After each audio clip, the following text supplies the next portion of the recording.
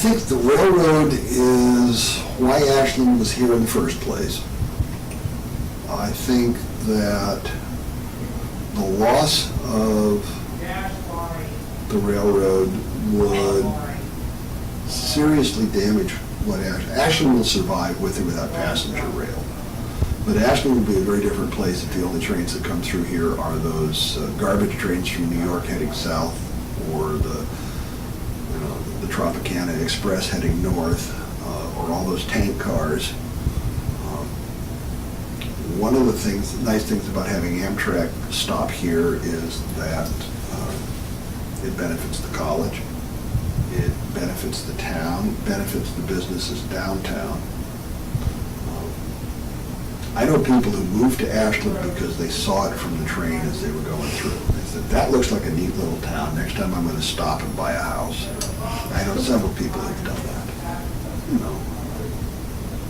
We had an old swing on the porch at Grandma's house, and we went up to Doswell, and she got a piece of wood, and that was the stool that you get up on the train with, we pretended. And the swing on the porch was the train, and she would be a passenger and I would be the conductor. And the trains were very much a part of everybody's life in Ashland growing up. And I remember, we had the steam engines way back when, and then they gave way to others. And when I remember being out on the sidewalk with all the neighborhood to watch for the first streamlined train. And we were all lined up there on Railroad Avenue, and I was with a friend, and she and I very often would go and put our ear to the track to listen for the train coming, because you could hear it in the track. So we decided, where's the streamline? Everybody's waiting, why doesn't it come? Well, maybe it is coming. Let's go and put out. So we ran away. We left the crowd, ran from the crowd to the middle of the train track and put our ear to the track to listen. And her mother came after us screaming and jerked us up, and she said, don't you know it's going to come through so fast you won't even be able to hear it coming?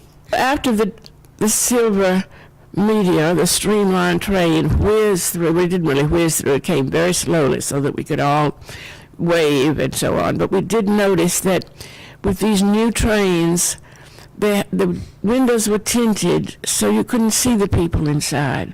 And we kind of missed that because we liked seeing the people. We'd wave and they'd wave back, and we'd go see them.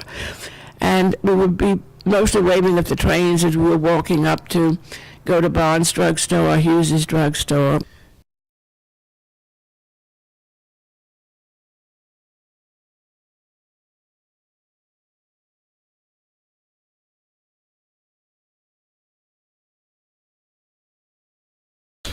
I love trains from the very beginning, always have. I collect electric trains now, and the trains were a big part of my childhood here in town, and Grandma would take me up on the railroad track and we'd watch the steam engines. I remember some of the last steam engines coming through town back in the early 50s.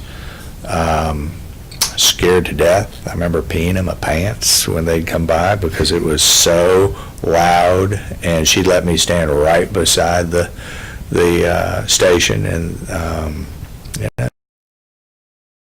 I do have to go around and rearrange my pictures on the wall every so often, and in the summertime in particular, or early or spring, when you have your windows open, boy, you can really hear the train then. And those are the times when I'm lying in bed at 2 o'clock, I'm thinking, this train is going on forever. Is it, how long is it? Is it ever going to end?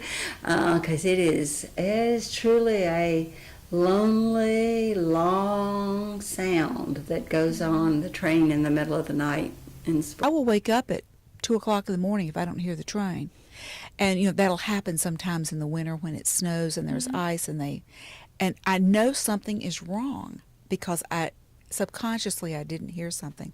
Now it's train, what train, which is pretty much the standard response for folks who have lived here for a long time. And we don't notice it as much, but Yeah, it was hard to get used to. There was this engineer who just didn't want anybody to be asleep at 4:30 in the morning, so he would lean really hard on the whistle. And we live at the south end of the railroad tracks where they can actually blow the whistle. They don't blow it up, by Randolph-Macon. You're lucky in that regard. I actually like it. Again, like I told you, when I first moved here, I wasn't sure what I thought because I was like, I just moved in, boxes everywhere, and like for that first week, just laying there and like hearing all the latches shake, I was like, I'm never gonna be used to this, and I am so used to it now. I don't even think twice. I don't know. I think it's kind of like endearing. I love it. I love it. Sometimes I go and watch the train as it goes by. I love that loud horn. A lot of people don't like it. I love that loud horn. I love the power that comes with that locomotive. That you hear those wheels on the rail. I love that. That force. It just reminds me so much of success. I love it. I love that train. And I've loved it all of my life. I love listening to the train at nighttime when everything's quiet. It's probably one of the most romantic things that happens in my life is sitting out on my deck and listening to the train at night, or leaving my window open just a crack in the wintertime so I can still hear it late at night. It's like a sleep sound. On the other hand, we have over 50 to 60 trains a day, and if you're on your way to work and you're in a hurry, you do always seem to get there right as the train gets there, and that's a piece of learning the charm of the town. I don't know. I was just a kid. I was on my bicycle, and I was coming up onto that when the train went by, the one closest to me. And so I started across without watching the guards or anything. I started to come across. And as the train went by me, the conductor yelled as loud as he could because a train was coming the other way, and I didn't know it. And if that conductor hadn't yelled at me, because he yelled so loud, I heard him over the trains. I heard a yell, and I stopped, and I looked up, and he was, doing all this stuff. And so I stopped, and like, I don't know, 3 or 4 feet away came the other train from the other direction right by me. So his yelling, I think, I know it saved my life, because I would have been right in front of that train. I remember as a kid, I was 10 or 11, I guess, or really before then, but certainly when I was 10, 11, 12, the trains would stop out here every Saturday morning, and they would do some kind of maintenance work. And in that day and time, you still had cabooses on the end of the train, so a caboose would stop very close, if not right in front of the house, very close to the house. So my buddy and I would get out and play on the caboose all day long.